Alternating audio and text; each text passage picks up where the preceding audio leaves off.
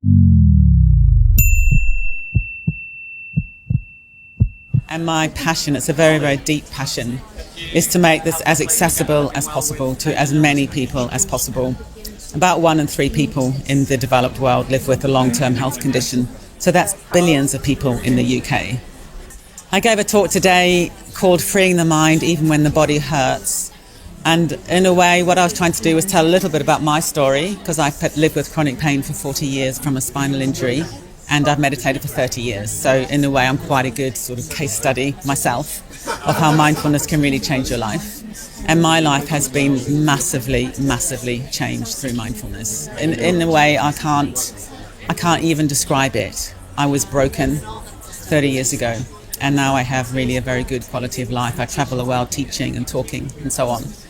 So I wanted to share that passion and that enthusiasm with the audience. And I also wanted to give some very clear, quick take-home messages.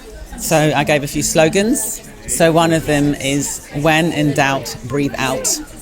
Because when we've got difficulty of any sort, we tend to hold the breath, and then we get all kinds of extra suffering. But if we can just learn to drop into gravity, drop into the body and breathe, that can change your life. And another slogan was, take a break before you break. Because so many of us, we just push ourselves and push ourselves and push ourselves. I think maybe particularly in the modern world, I don't really know. Certainly that's my tendency. So what I used to do is I would just do something until I was in agony. And now what I do is I take regular breaks. And that's changed my life, in extraordinary ways. It's so simple, just take breaks. It's not a kind of really complex teaching. So that's one of the other things I really try to do, is to pull the complexity of mindfulness and mind training down to a few very, very simple principles.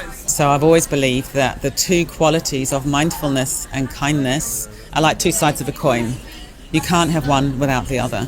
So we need to have awareness, but that awareness needs to be warm, emotionally engaged, tender, and kind towards oneself and towards other people.